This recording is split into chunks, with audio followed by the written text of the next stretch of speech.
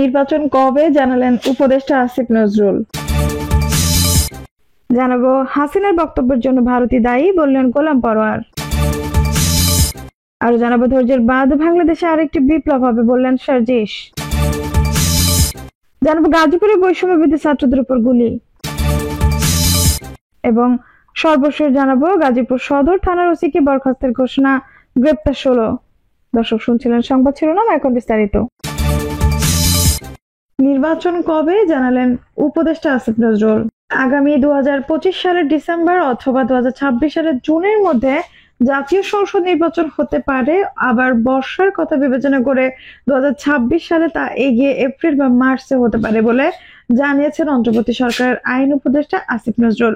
সংস্কার কমিশনের প্রতিবেদন নিয়ে প্রেস ইউইং ব্রিফিং এ এক প্রশ্নের উত্তরে তিনি জানান, রাজনৈতিক ঐক্যমতের ভিত্তিতে অতি জরুরি সংস্কারগুলো করার সঙ্গে সঙ্গে নির্বাচন প্রক্রিয়া শুরু করা হবে।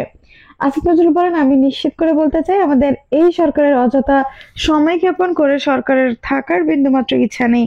আমরা অবাধ সুষ্ঠু নির্বাচন নিশ্চিত করার জন্য, রাষ্ট্র মেরামতের মৌলিক শর্ত পূরণ করার জন্য রাজনৈতিক ঐক্যমতের ভিত্তিতে যে সংস্কারগুলো অতি জরুরি সেগুলো করার সঙ্গে সঙ্গে নির্বাচন প্রক্রিয়ার মাধ্যমে আমরা চলে যেতে চাই। এটা নিয়ে কোনো রকম দ্বিধাদ্বন্দ্বের অবকাশ নেই। তিনি আরো বলেন, রাজনৈতিক দলগুলোর সঙ্গে আলোচনা শুরু করার জন্য ফেব্রুয়ারির মাঝামাঝির মধ্যে প্রস্তুত থাকবেন। এ সময় তিনি এও জানান, যদি রাজনৈতিক দলগুলো রাজি থাকে তবে রোজার মধ্যে আলোচনা চলতে পারে। এছাড়াও স্বৈরাচারের উত্থান নিয়ে এক প্রশ্নের উত্তরে তিনি বলেন, সরকারের সহনশীলতা, অবাধ মত প্রকাশের পরিবেশ এবং গণতান্ত্রিক চর্চার ক্ষেত্রে সরকারের অসীম শ্রদ্ধাবোধের কারণে স্বৈরাচার মাথাচাড়া দেওয়ার সুযোগ পাচ্ছে। হাসিনার বক্তব্যের জন্য ভারতই দায়ী বললেন গোলাম পরোয়ার। বাংলাদেশ জামায়াত ইসলামীর সেক্রেটারি জেনারেল অধ্যাপক মিয়া গোলাম পরোয়ার বলেছেন, খুনি হাসিনা ভারত থেকে উস্কানি দিচ্ছেন। উনি দেশে আসবেন বলছেন, এখনকার আওয়ামী লীগের দোসররা বলছে আপা আসেন কুমিল্লা সীমান্ত দিয়ে আসবেন বলছেন। ভারতের বিজেপি সরকারকে অভিযুক্ত করে তিনি বলেন, ভারতের বিজেপি সরকার মন্ত্রীরা উস্কানিমূলক বক্তব্য দিয়েছেন।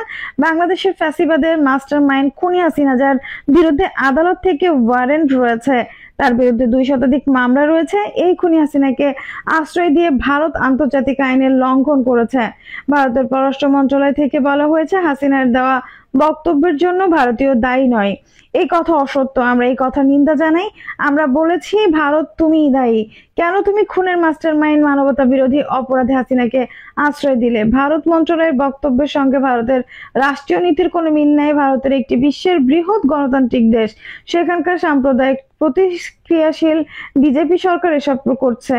সেখানকার প্রযুক্তি ব্যবহার করে খুনি হাসিনা এসব উস্কানিমূলক বক্তব্য দিচ্ছে, আমাদের দেশের অখণ্ডতা, রাজনৈতিক স্থিতিশীলতা নষ্ট করছে। তিনি আরো বলেন, বিক্ষুব্ধ ছাত্র সমাজ হয়তো গণবিস্ফোরণের খুনের জায়গা থেকে তাদের বহিঃপ্রকাশ ঘটিয়েছে। আমরা বলবো, শান্ত হন। দেশের আইন শৃঙ্খলা পরিস্থিতি, জনগণের জনমালের নিরাপত্তা দেওয়ার দায়িত্ব নাগরিক হিসেবে সবার। যেসব ঘটনা ঘটেছে অনাকাঙ্ক্ষিত, অনপ্রিভেত, সরকারের উচিত এসব পরিস্থিতিকে শান্ত করে জানমালের নিরাপত্তা নিশ্চিত করে দেশের শান্তিপূর্ণ অবস্থা ফিরিয়ে আনা। সেই সঙ্গে লুটপাটকারী খুনি হাসিনা সহ আওয়ামী লীগের নেতাদের ট্রাইব্যুনালে বিচার করা।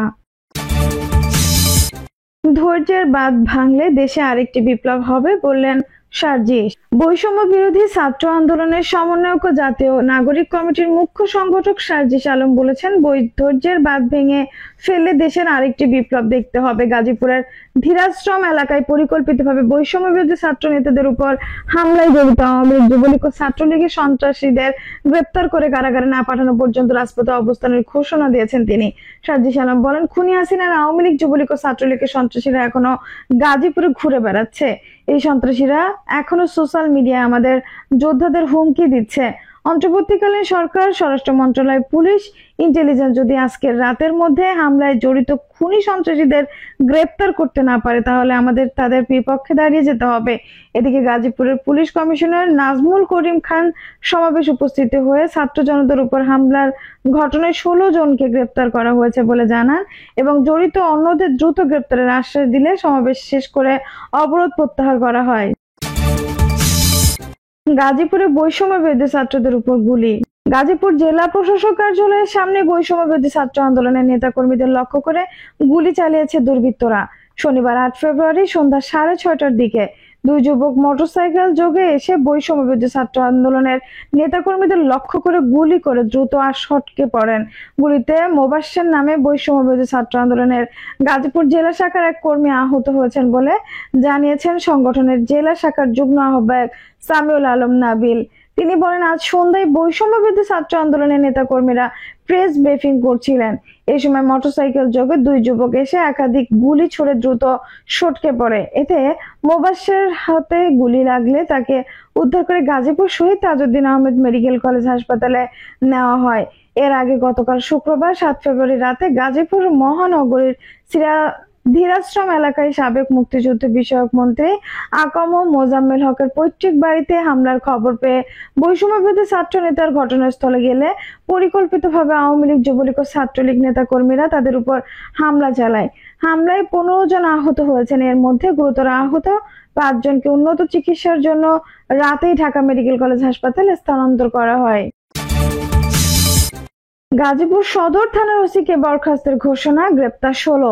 গাজীপুর সদর থানার ভারপ্রাপ্ত কর্মকর্তা মোহাম্মদ আরিফুল ইসলামকে বরখাস্তের ঘোষণা দিয়েছেন গাজীপুর মেট্রোপলিটন পুলিশের কমিশনার ডক্টর মোহাম্মদ নাজমুল করিম খান। এছাড়াও বৈষম্য বিরোধী ছাত্র আন্দোলনের শিক্ষার্থীদের উপর হামলার ঘটনায় এখন পর্যন্ত 16 জনকে গ্রেপ্তার করা হয়েছে বলে তিনি জানান। পুলিশ কমিশনার বলেন, আমি আপনাদের বলতে চাই, আমরা একে একে তাদেরকে খুঁজে বের করব।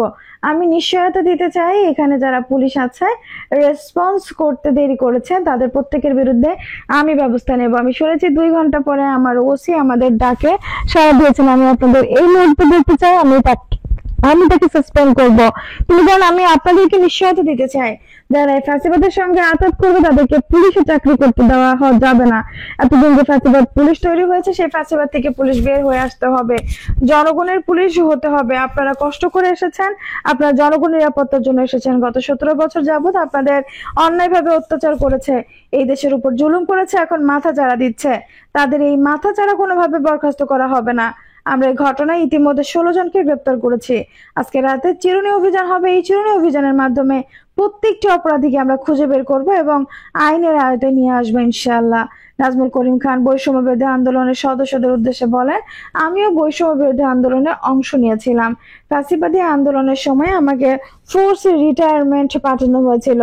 আন্দোলনের পর আমি আবার পুলিশ কমিশনার হয়ে ফিরে এসেছি। এর আগে গতকাল শুক্রবার 7 ফেব্রুয়ারি রাতে গাজীপুর মহানগরীর ধীরাশ্রম এলাকায় সাবেক মুক্তিযুদ্ধ বিষয়ক মন্ত্রী আকম মোজাম্মেল হকের পৈতৃক বাড়িতে হামলার খবর পেয়ে বৈষম্য বিরোধী ছাত্র নেতার ঘটনাস্থলে গেলে পরিকল্পিতভাবে আওয়ামী লীগ, যুবলীগ ও ছাত্রলীগের নেতাকর্মীরা তাদের উপর হামলা চালায়।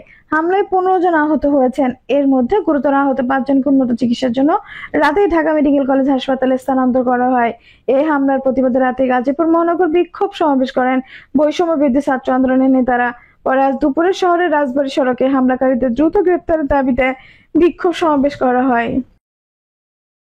দর্শক, এই ছিল এখনকার সর্বশেষ সংবাদ। নিউজটি ভালো লাগলে অবশ্যই একটা লাইক দিন, কমেন্ট আপনার মূল্যবান মতামত জানান।